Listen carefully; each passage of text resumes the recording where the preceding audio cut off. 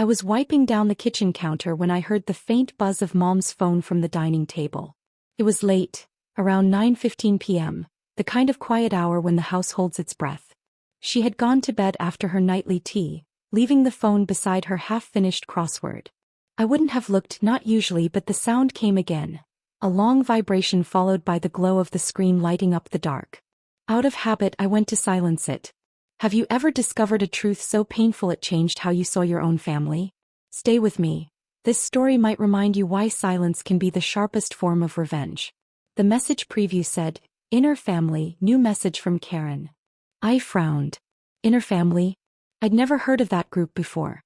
My sisters, Karen and Lisa, weren't exactly subtle when it came to gossip, but this one was new. Curiosity tugged at me harder than I wanted to admit. I pressed the home button. The screen unlocked, no password. Mom had once told me, "I'm too old to hide things, Maya." I almost smiled at that irony. When I tapped the chat, my throat went dry. At the top, in bold letters, it read, "Transfer confirmed, $90,000 divided. Thank you, Mom." Below it, Karen had sent a string of heart emojis. Lisa replied with a champagne glass, and then came Mom's message. Short, simple, and cruelly deliberate. "Don't tell Maya. She'll only complicate things." For a few seconds I didn't breathe. The quiet hum of the refrigerator grew louder, the ticking wall clock sharper. My hands trembled, but my mind strangely went still. It was like standing at the edge of a cliff and realizing you'd already fallen. I stared at her words again, half expecting them to rearrange into something less ugly. But they didn't. I'd spent the last year managing her hospital visits, paying her bills, sitting through her appointments because my sisters were always too busy. They called once a week, maybe, and still managed to play the devoted daughters on Facebook. And now here they were, toasting to stolen money while Mom joined them like a guest of honor. I closed the phone quietly, the way someone shuts a coffin. For a long time I just stood there, my reflection faint in the dark window. Outside, rain tapped against the glass. Soft, polite, like it didn't want to interrupt what I'd just learned. Then I exhaled slowly and whispered to myself, "All right, Mom. Let's see how complicated I can be." That was the moment I stopped being her caretaker and became her observer. The next morning I made breakfast like nothing happened. Oatmeal, coffee, and her favorite strawberry jam. When she came into the kitchen, she smiled at me the way mothers do when they think everything's fine. "You didn't have to wake up early, honey," she said, tying her robe. "I couldn't sleep," I replied, sliding her coffee across the table. She took a sip and sighed with contentment. I watched her closely, her calm, her comfort, and I realized how well she'd hidden the truth. Her nails were freshly manicured, her new sweater looked expensive. Maybe that's where the money had gone first. As she buttered her toast, her phone buzzed again. She flinched slightly, just a tiny twitch of her hand, but I noticed. It was the kind of small movement only someone betrayed would notice, because I was looking for it. She reached for the phone, saw the name flash, Lisa, and turned it face down on the table. "Probably just your sister asking about the garden," she said too quickly. I smiled softly. "You should answer. She might need something urgent." "Oh, it's nothing important," she replied, brushing it off. But her fingers lingered near the phone, like it was something precious she couldn't afford to lose. That single gesture told me more than any message could. Whatever they were hiding, she was still hiding it. Later that day I found myself rearranging the pantry shelves just to stay busy. The rhythmic sound of glass jars clinking helped me think. $90,000. I knew the number well. That was almost exactly what my father had left in a small investment account. The same account Mom always said was lost after the bank merger. Lost apparently right into my sister's pockets. I sat at the kitchen table and pulled out an old folder labeled Dad's Papers. It smelled faintly of dust and coffee, like time itself. I ran my fingers over the faded print of his signature. He had trusted her. We all had. By mid-afternoon, the house felt heavy with silence. Mom was in her room talking softly on the phone. I could hear murmurs, muffled laughter. She thought the door was closed tight, but sound has a way of finding the cracks. I caught fragments. "Don't worry, she's clueless. Yes, Karen handled it." My stomach clenched. I wasn't supposed to hear that, but maybe fate wanted me to. When her call ended, I knocked gently and peeked in. "Everything okay, Mom?" She looked startled, then smiled too quickly. "Oh yes, sweetheart. Just chatting with the girls. About Dad's account? I asked casually. Her eyes flickered. What account? I tilted my head. The one that disappeared after the merger. There was a pause, a tiny, brittle silence that filled the room like smoke. She looked at me, really looked at me, and for the first time, I saw a flash of something sharp in her expression. Maya, you always imagine problems, she said softly. You should rest more. I nodded. You're probably right. But inside, something colder than anger settled in my chest. She wasn't just lying, she was defending the lie. That evening, I stood at the sink washing dishes, listening to the TV in the living room. A commercial for a retirement home played, the same one that always made Mom comment about planning ahead. It struck me then she'd planned everything ahead, just not with me in it. The phone buzzed again on the counter. This time I didn't touch it. I let it ring until it stopped, then went on scrubbing a plate that was already spotless. My mind was somewhere else, replaying her words. Don't tell Maya. I thought about all the nights I stayed up with her after Dad's stroke, all the times I skipped vacations, the birthdays I spent here instead of anywhere else. And now I was the one she wanted excluded. The ache was deep, but beneath it something stronger began to grow, a steady pulse of determination. I wasn't going to shout or cry or plead. I was going to listen. Watch. Wait. People underestimate quiet women. That was their mistake. The next morning I decided to test her. I brewed her coffee a little earlier and asked, Did you ever find Dad's old bank key? I might need it for the insurance papers. Her spoon froze midair. What key? The small bronze one. The one labeled, Trust. Her lips tightened. Oh, that was thrown out years ago. Are you sure? I asked lightly, tilting my head. I could have sworn I saw it in your drawer last month. Her eyes darted toward her nightstand before she caught herself. No, you must be mistaken. It was small, but I caught it, that flicker of panic she couldn't hide. I smiled, picked up my mug and said gently, Don't worry, Mom. I'll find it. That was the first time she didn't say thank you. All day my mind replayed that moment. Her hesitation, her fear. Confirmed what I already knew, that key existed and it mattered. I cleaned the house slowly, waiting for her to leave for her afternoon walk. When the front door closed, I stood in the hallway listening for footsteps. None. I went straight to her room, opened the nightstand drawer, and there it was. A small bronze key tied to a faded blue ribbon. I didn't touch it. Not yet. Just seeing it was enough to make my pulse quicken. I took a photo of it instead, careful not to move anything. Proof. When I heard her footsteps outside, I slipped out quietly, the image saved in my phone. She smiled as she came in. Everything all right, honey? Perfect, I said, pouring her a glass of water. Just keeping things organized. If she noticed my calmness, she didn't show it. That night I couldn't sleep. The house creaked softly in the wind. I lay in bed staring at the ceiling, listening to the rhythmic tick of the old clock. I thought about that message again, those cruel, simple words. I imagined her typing them, probably with a smile, confident that I'd never see them. But she'd forgotten something. I was the one who handled all her accounts, all her passwords, all her hospital forms. She taught me how to keep everything in order. And now I was going to use that order to unravel her chaos. I turned to the side, looked at the glow of my phone and whispered to myself, You taught me well, Mom. The next morning I made her breakfast again, calm and steady. She sat at the table reading the newspaper, unaware that the first thread of her web had already started to loosen. As I poured her coffee, she looked up and smiled faintly. You're such a good daughter, Maya. I met her eyes and smiled back, a slow, knowing smile she couldn't quite read. Of course I am, Mom, I said softly. You raised me. She laughed, but something in my tone made her pause. Her laughter faded into silence, replaced by the faint hum of unease that only guilty people hear. I picked up her empty plate, walked to the sink and thought, this isn't over.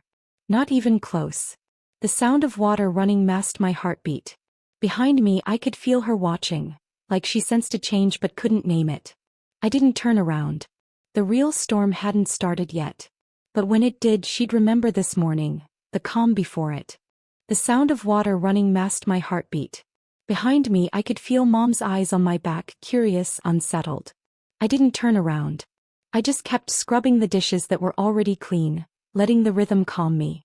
When I finally glanced over my shoulder, she was still there, still watching like she sensed something but couldn't name it. That was fine. I wanted her to wonder. After breakfast, she went to the living room to watch her morning talk shows, and I followed the same quiet routine I'd built for years. Dusting shelves, refolding clean towels, checking her medicine organizer. From the outside, nothing had changed. But inside me, everything had. Every motion I made, every word I spoke carried a new purpose now. Observation. I'd spent my whole life trying to please this woman, anticipating her moods, softening my tone, staying polite even when her comments cut deep. But today I wasn't her obedient daughter. I was a calm storm learning how to stay still before it breaks. At around 11, the doorbell rang. Mom's posture straightened immediately. "That must be your sister," she said, smoothing her hair. He sounded too cheerful. I dried my hands on a towel and waited as she hurried to open the door. Karen stepped in, the smell of her expensive perfume filling the hallway before she even spoke.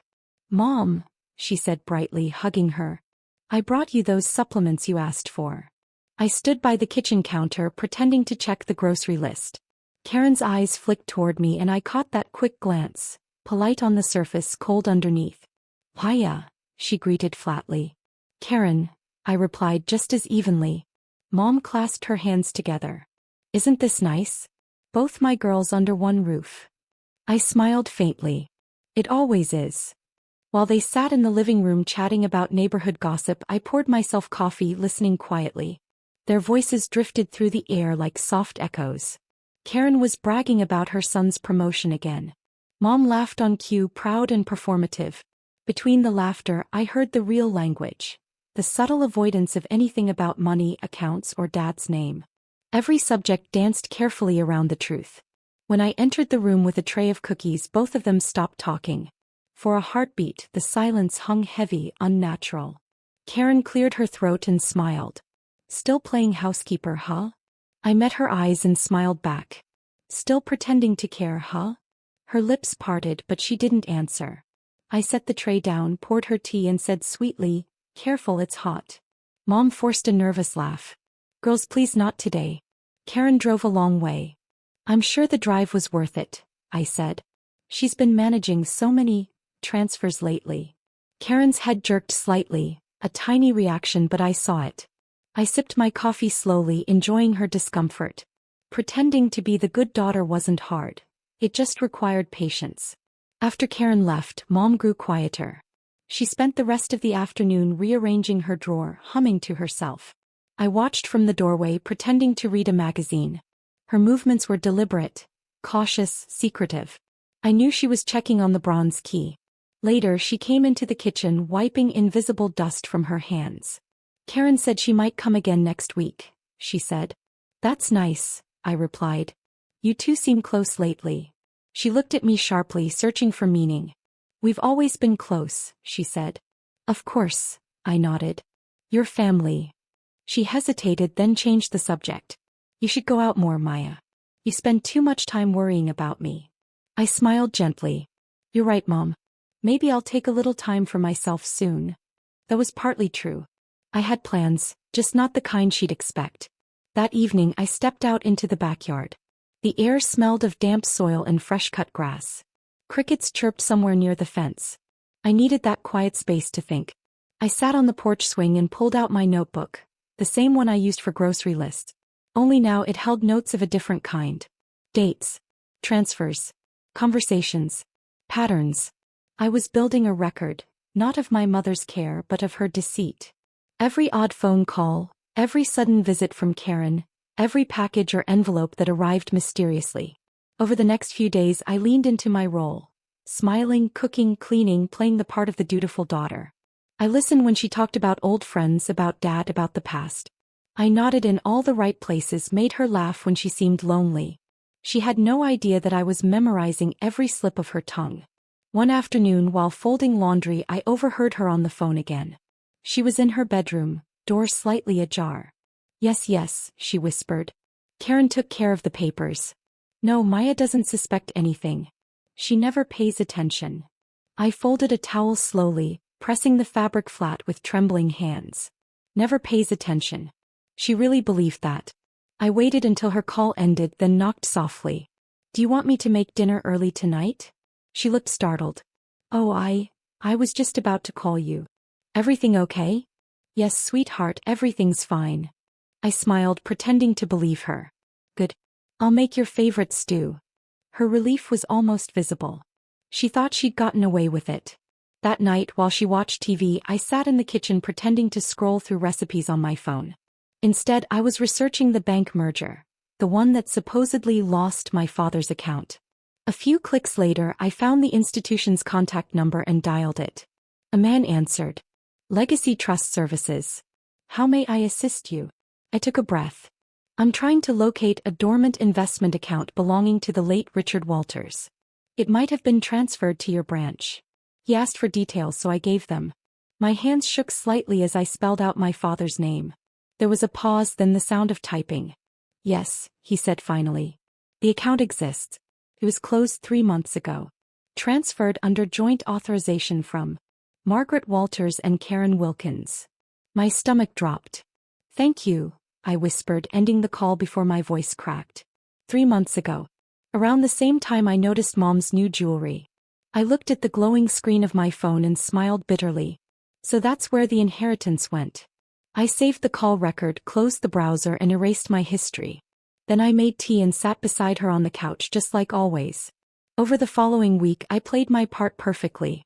I drove her to her doctor's appointment, helped her pick out groceries, even complimented her cooking. She looked so proud of our bond, introducing me to the neighbors as her sweetest daughter. Every compliment felt like acid, but I kept smiling. Sometimes revenge doesn't need rage. It needs rehearsal. One morning she forgot to close the door to her study. I saw her sorting through a stack of envelopes, whispering under her breath. When I walked in she nearly jumped. Oh. You startled me, she said, clutching the papers. Need help with those? I asked. No.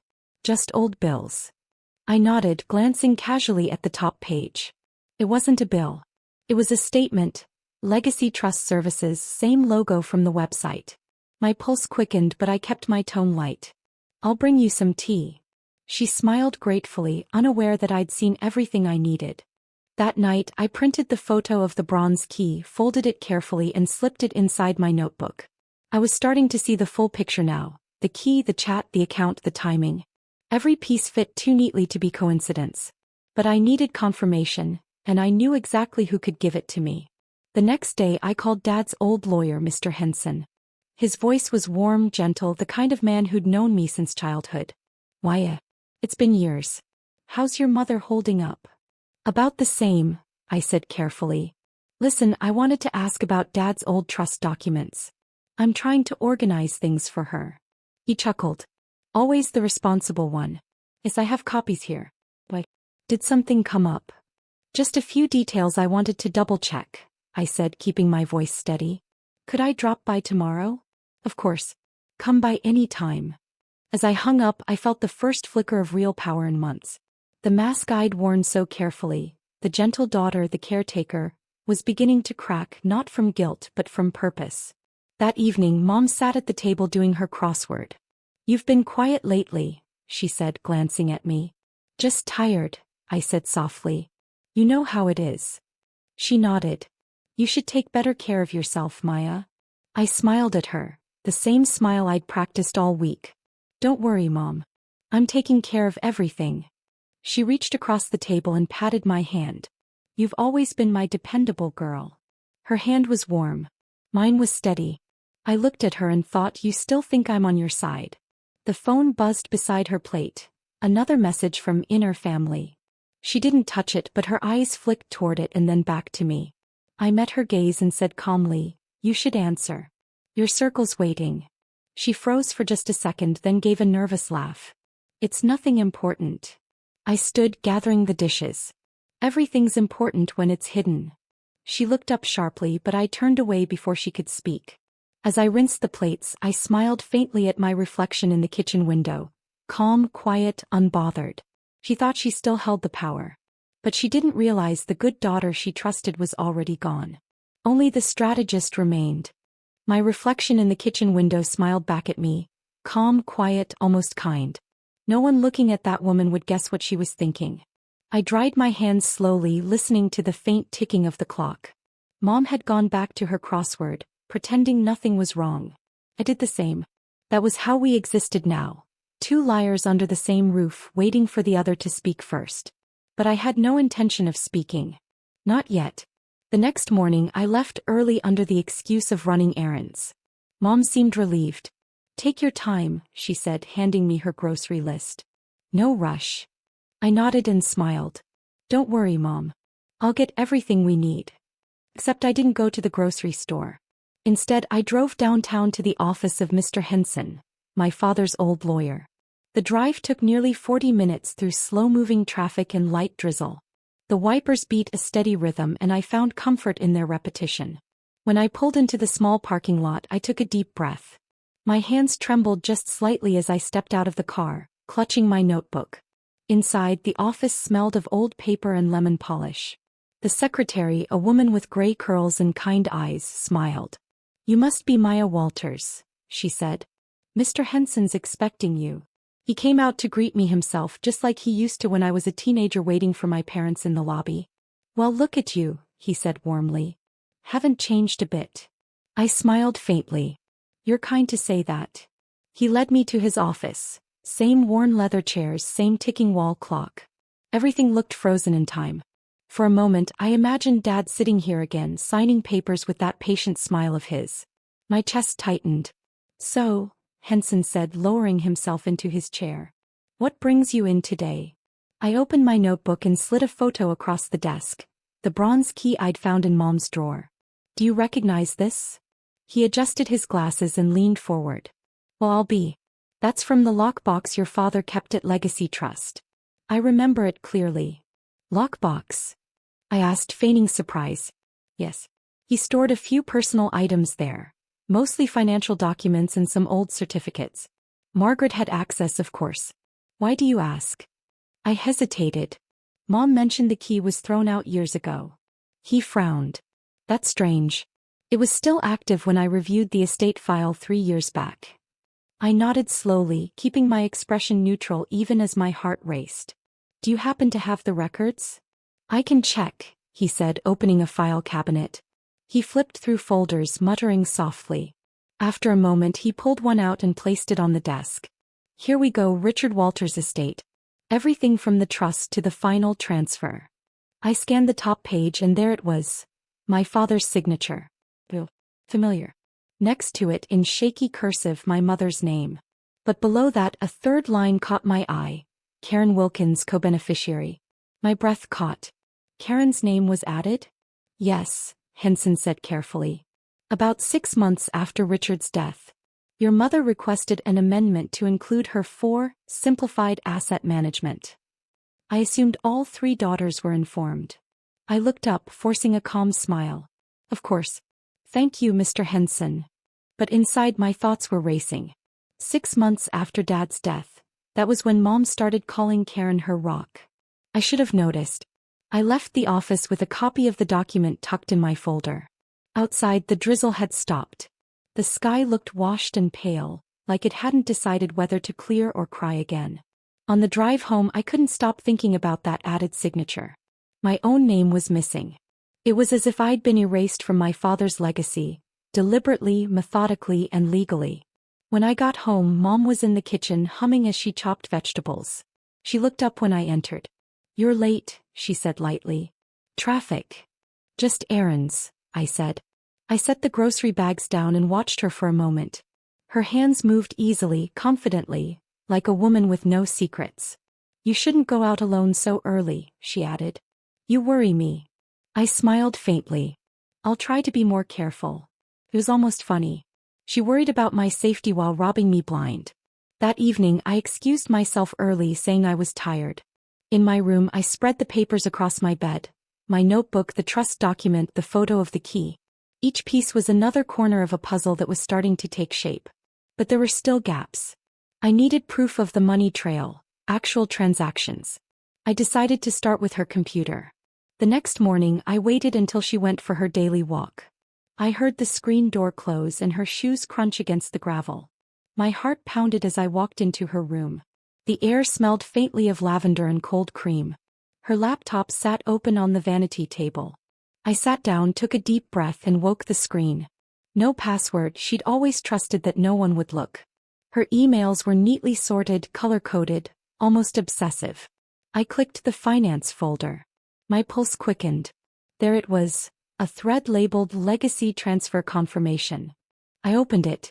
Dear Mrs. Walters, this email confirms your successful joint authorization transfer of funds from account 4760 to Wilkins Family Savings. I felt a chill run through me. Attached was a PDF, the receipt of the transfer. $90,000. My father's name in the reference line. My stomach turned. I printed it quietly, tucking the paper into my notebook. Then I went further, checking her sent mail, her documents, even her notes app. She had written reminders for herself. Call Karen, confirm lawyer signature. Tell Lisa not to mention the sale. Every detail was there, hiding in plain sight. When I heard her footsteps outside, I closed everything and left the room just in time. She came in seconds later, humming. You've been busy this morning, she said. Just folding laundry, I replied, smiling. Good girl, she said softly. Her words landed like ash, light, meaningless, and cold. That afternoon while she napped, I made a backup of all the files on a flash drive. My hands shook slightly, not from fear but from the weight of it. The proof, the betrayal, the years of blind trust. Every click of the mouse felt like a small revenge. When I finished, I hid the drive inside an old cookie tin in my closet, a place she'd never think to look. Later, when she woke up, I sat with her on the porch. The sun had begun to set, painting the yard gold. She sipped her tea and talked about the neighbor's new puppy. I nodded at the right times, but my mind was elsewhere. Planning, sorting, remembering. I realized something strange as I watched her talk. She wasn't guilty in her own mind. She truly believed what she'd done was justified, that I was too emotional to handle the responsibility, that Karen was more practical. That made it worse. Betrayal wrapped in self-righteousness is the cruelest kind. The following days became a quiet routine of data collection. I checked mail envelopes before she did, noted every phone number that appeared on her caller ID and logged her schedule. I became invisible in my own home, silent, careful, deliberate. One morning, while dusting the hallway table, I found an envelope half tucked under a stack of magazines. It was from Legacy Trust, addressed to my father's name but marked care of Margaret Walters. My pulse quickened. I slid it open with a letter opener. Inside was a brief note. Final confirmation. Lockbox closure effective immediately. Remaining contents transferred as per authorized instruction. Remaining contents. What contents? I slipped the letter into my apron pocket just as Mom entered the room. Mail today? She asked. Just junk, I said, keeping my tone even. She smiled. Toss it then. No need to clutter the table. I nodded, walked to the trash bin, and dropped only the envelope, not the letter. That night I reread the note again and again. My hands trembled slightly, but my mind was clear. There was something else, something physical, that had been taken from that lockbox. Maybe documents. Maybe more money. Maybe something Dad wanted me to have. Whatever it was, I was going to find out. But I couldn't do it alone anymore. I picked up my phone and scrolled through my contacts until I found one name. A quiet, steady person I could trust. My late father's business partner, Charles Hayes. I hesitated, then called. Charles, it's Maya, I said softly when he answered. Maya. It's been ages, he said. How's your mother? She's fine, I said, glancing toward the hallway. Listen, I need to ask about Dad's lockbox at Legacy Trust. Do you remember what was kept inside? He paused. I helped him set it up years ago. He mentioned keeping his investment documents and a sealed letter. One meant for you, I think. Why? My breath caught. A letter. Yes. He said it was for your eyes only, to be opened if anything ever happened to him. I closed my eyes, gripping the phone. Do you know what happened to it? No, he said slowly. But if the box was closed, your mother must have signed it out. I'd ask her directly. I smiled faintly. Oh, I will. Thank you, Charles. When I hung up, my hands were shaking again, but this time not from fear, from anticipation. A letter for me. A secret my father trusted only me to hold, now likely hidden or destroyed by the very person who betrayed him. The quiet gathering of proof was almost complete, but now it wasn't just about the money anymore. It was about truth, the kind that could change everything. I turned off the light and sat in the dark, the house creaking softly around me. Mom's laughter drifted faintly from the living room, muffled through the wall. She had no idea what I already knew, or what I was about to uncover next. And when I did, there'd be no going back. Mom's laughter drifted through the wall as I sat alone in my room, holding the letter from the lockbox. Her voice, light and content, floated like nothing had changed. But everything had. I folded the letter carefully, slid it into my notebook, and felt the faintest tremor of satisfaction. The pieces were falling together, quiet, invisible, unstoppable. The next morning I woke early, made her breakfast and packed her vitamins like always. Routine had become my disguise. "You're up early," she said, her tone still warm. "Couldn't sleep," I replied, setting her plate down. She smiled and patted my hand. "You worry too much, Maya. You always have." I nodded. Maybe. But this time my worry had purpose. When she left for her morning walk, I made my move. I pulled out the flash drive, double-checked the files and emailed copies to 2 addresses, the estate lawyer's office and Mr. Henson's assistant. I didn't attach an explanation, just the subject line: unauthorized transfers, evidence. Then I deleted the sent emails, cleared the history and unplugged the drive. My hands were steady. For the first time in months I felt something close to peace. 2 days later the phone rang just after lunch. Mom was in the living room watching her shows. I picked up the call in the kitchen. "Mrs. Walters?" The voice was crisp, professional. "This is Daniel Freeman from Legacy Trust.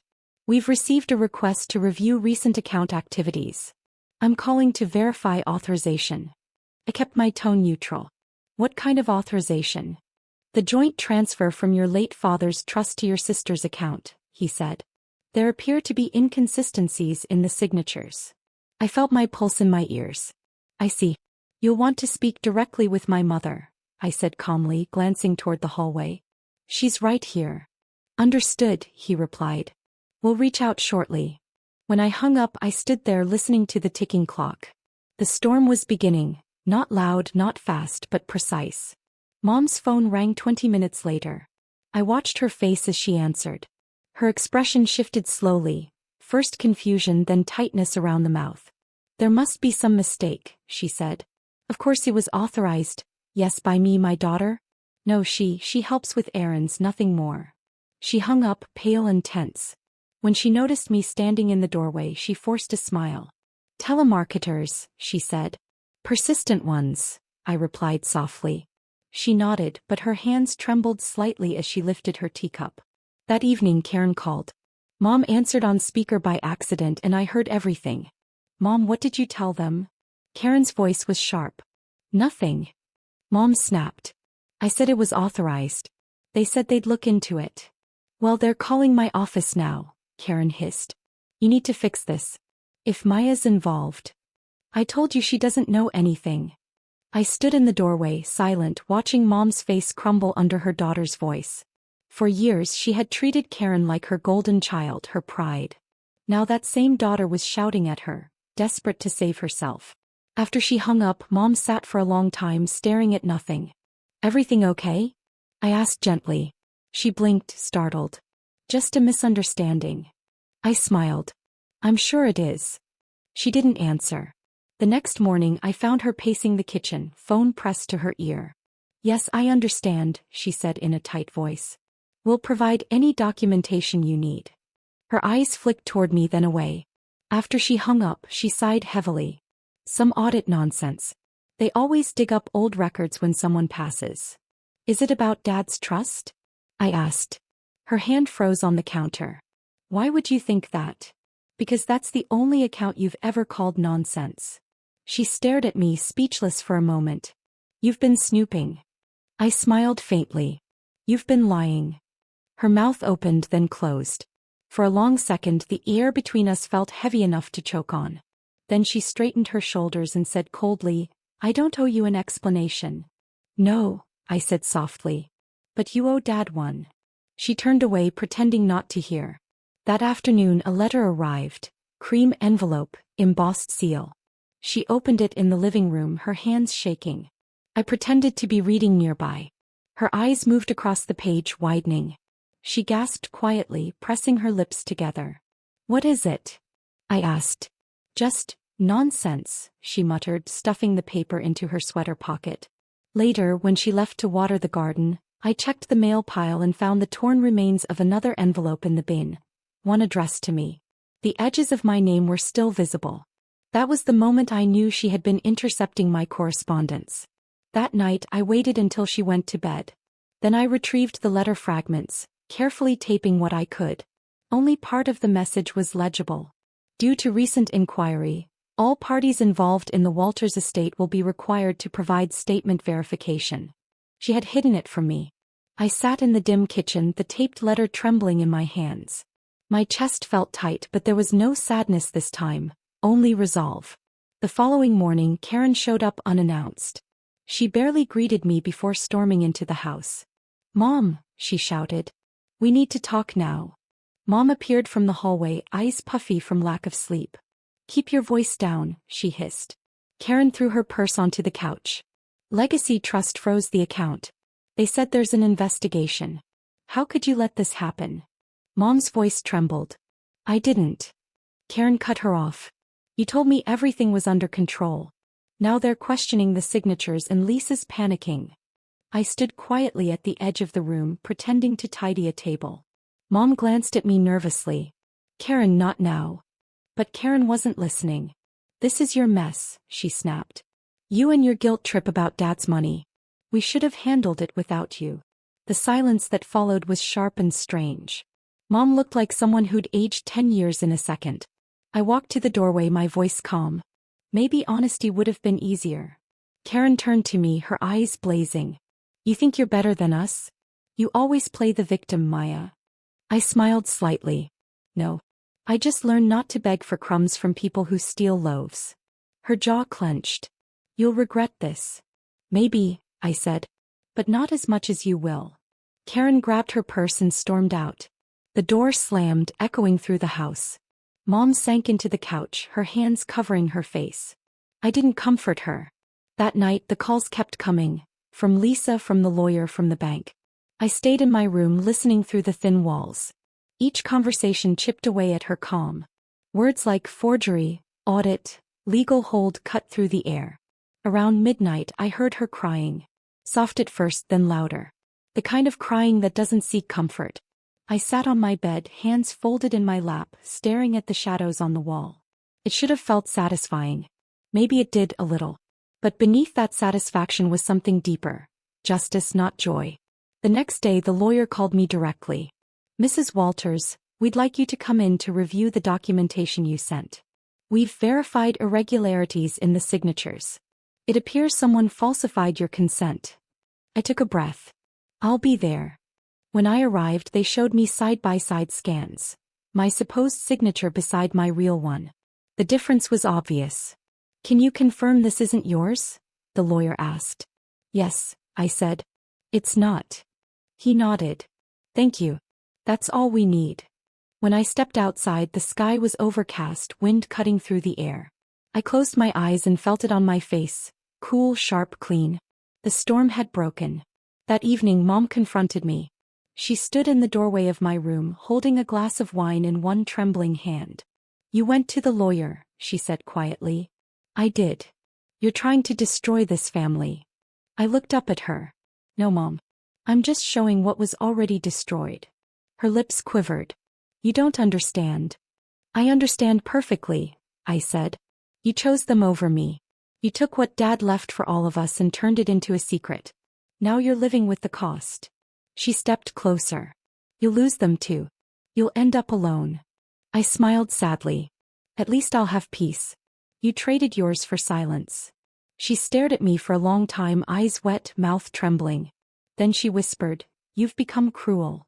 "No," I said softly. "You made me careful." She turned away, shoulders shaking, and left without another word. That night I sat on the porch under a gray sky. The wind had picked up. Leaves rustled across the yard. Somewhere in the distance, thunder murmured, soft warning. I thought about Dad, about how he used to say storms clear the air. Maybe that's what this was. The storm I'd waited for, the one none of them ever saw coming. Inside, Mom's phone buzzed again.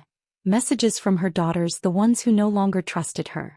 Their perfect little circle was cracking apart. And for the first time in years, I didn't feel invisible. I felt powerful. The wind brushed across my face, cool and steady, carrying the smell of wet leaves. I sat on the porch watching the gray sky shift above the trees. Inside, Mom's phone kept buzzing, little flashes of light through the window. Messages from Karen and Lisa, most likely. Their perfect circle had broken. Now they were circling each other like frightened birds. For years I'd been the quiet one, the one they could ignore. But silence, when it learns patience, can roar.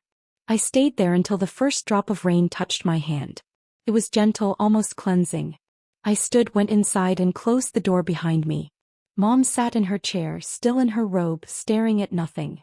Her cup of tea had gone cold. "They froze the accounts," she said without looking up. "I know. They said it'll take weeks, maybe months." Her voice cracked. "Karen's furious. She says this will ruin her credit." I folded my arms. "It'll ruin more than that." She glanced at me, searching for mercy. "You did this." I met her eyes. "No, Mom. You did this the moment you typed my name out of that group chat." She flinched like the words hit harder than she expected. That evening, the house felt strangely empty, though we were both inside. The rain deepened, tapping against the windows. I made soup, not out of kindness, just habit. When I placed a bowl in front of her, she whispered, "Why couldn't you just let it go?" I sat across from her. "Because Dad didn't raise me to look away from wrong. He trusted you to honor his memory. You turned it into a transaction." Her eyes glistened. "You think I wanted this?" "I did what I thought was fair." "Fair?" I repeated. "You stole from me and called it fairness." For a long time we sat listening to the rain. Then she said quietly, "You've changed, Maya." I smiled sadly. Maybe I just stopped apologizing. The following week was chaos. Karen called daily, sometimes crying, sometimes shouting. Lisa tried to mediate but only made things worse. The investigators had confirmed the forged signature and the unauthorized withdrawals. All three of them were required to provide written statements.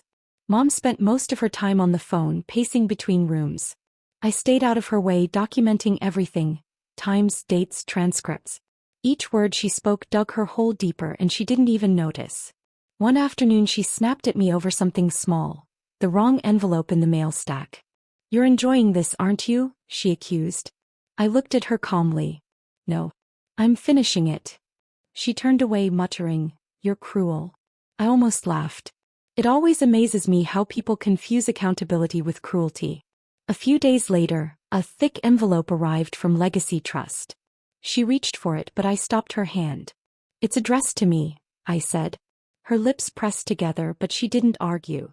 I carried it to my room, closed the door, and opened it carefully. Inside was a formal letter, confirmation of the completed investigation, and a second envelope, smaller, yellowed with age. My hands trembled as I unfolded it. It was the letter Dad had left for me. The handwriting was neat, steady, the kind that belonged to a man who measured his words. "My dear Maya, if you are reading this, then I'm no longer there to protect you. I know your mother loves you in her own way, but she's always seen the world through fear. Fear of not having enough, fear of being alone. Don't let that fear consume you as it did her.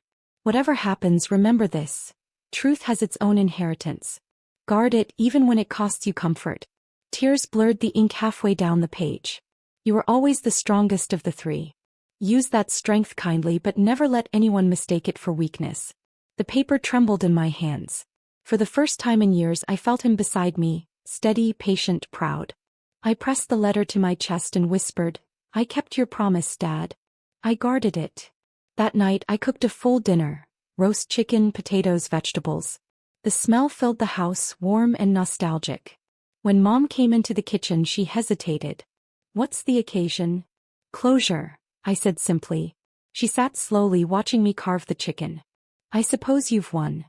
This wasn't a game." She sighed. "You think exposing us will make you happy? The world doesn't reward righteousness, Maya. It punishes it." I placed a plate in front of her. "Maybe. But I'd rather live punished than pretending." She looked down at her food but didn't eat. "Karen says she might lose her home." She should have thought about that before forging papers. Mom's hand shook as she set down her fork. I never wanted it to end like this. I met her gaze. Then you should have told the truth before I had to dig it out. The words hung there, heavy final. Weeks passed. Investigators concluded their review, and the outcome arrived quietly in the mail.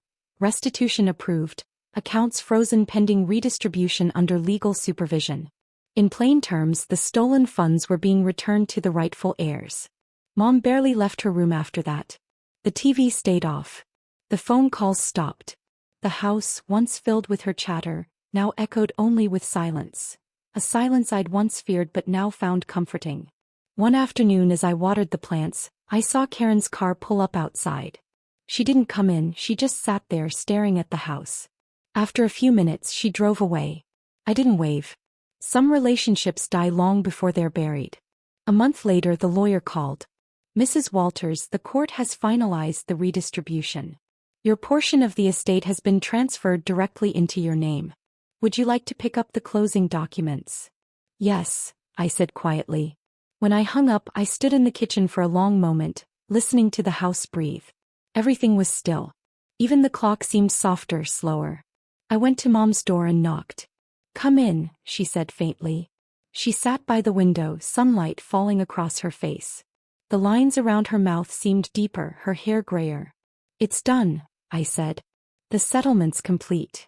She nodded without looking up. Good. I thought you'd want to know. After a long silence she whispered, what happens now? I thought about it, about revenge, justice, forgiveness, all tangled together like old threads. Now, I said softly, we live with what we've done. She looked at me then, really looked, and for a flicker of a second I saw the mother I used to know hiding behind all that guilt. Do you hate me? She asked. I swallowed. No, Mom. I just finally see you clearly. Her eyes filled, but she said nothing. That evening I sat on the porch again. The air was cool, the sky streaked with fading pink. A few neighborhood kids rode past on their bikes, laughing. Normal life, steady, uncomplicated, went on. Inside, Mom's bedroom light glowed softly through the curtain. She was there, quiet, smaller somehow. I didn't feel triumph. I felt balance. Revenge isn't always loud. Sometimes it's a restored scale, one side heavy with truth, the other empty at last. I pulled out Dad's letter from my pocket, unfolded it and read the final line again. Guard the truth even when it costs you comfort. I smiled. Comfort was overrated anyway. A week later, I received another envelope, this one from Legacy Trust, marked Final Inventory. Inside was a list of the items once stored in the lockbox. The deed to the house, several certificates and one more thing. Personal photograph. Walters family, summer 1998. I went to Mom's room and held it out. Do you want this? She looked at the photo, her fingers tracing Dad's face. You were 16 here, she whispered. I nodded. The last summer before everything changed. She stared at the picture for a long time, then handed it back. You should keep it. I already have what I need, I said gently. She nodded and I left her with the photo. That was the closest we came to forgiveness. In the months that followed, I began rebuilding. I reopened my small sewing business from home, something I'd given up years ago to care for her. Orders came slowly, then steadily. Every stitch felt like reclaiming a piece of myself. Mom stayed quiet, polite. We spoke when necessary, shared meals without pretending. There was peace, not warm but clean. Sometimes I'd catch her looking at me with something like regret. Once she whispered, "You remind me of your father." I smiled softly. That's the nicest thing you've said in years. She didn't deny it. Spring arrived.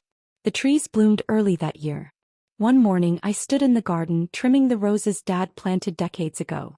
The scent was rich, heavy with memory. Mom's voice drifted through the window. "They're beautiful this year." "They always were," I replied. She nodded, then turned back inside. As I gathered the cut stems, I thought of all the storms this house had seen. Arguments, tears, betrayal, silence. And yet here it still stood. Strong. Rooted. Maybe that was me now too. That night, before bed, I sat at my desk and wrote in my notebook. The same one that once held evidence and secrets. Now it held reflections. Some storms destroy. Others reveal what was meant to last. I didn't destroy my family, I uncovered it. I closed the notebook, set it aside, and looked out the window. The moon was bright, washing the yard in silver light. For the first time in a long while, the air felt safe. My phone buzzed, a text from Lisa. "I'm sorry, Maya. For everything." I stared at it for a long moment, then typed back, "Me too." It wasn't forgiveness. It was release. I turned off the light and lay down, the house quiet around me. From down the hall, I heard Mom's faint snore, soft, fragile. It made me smile. I'd spent months plotting justice, gathering proof, confronting lies. But in the end, the real revenge wasn't the audit or the frozen accounts, or even the truth revealed. The real revenge was peace. The kind they couldn't steal, couldn't fake, couldn't touch. I closed my eyes and whispered almost to myself, "You were right, Mom. I do complicate things, especially lies." And with that, I finally slept. Thank you for watching. If this story touched something inside you, if you've ever faced betrayal and found strength in truth, don't leave without subscribing. I share stories that remind us revenge isn't about hate, it's about healing.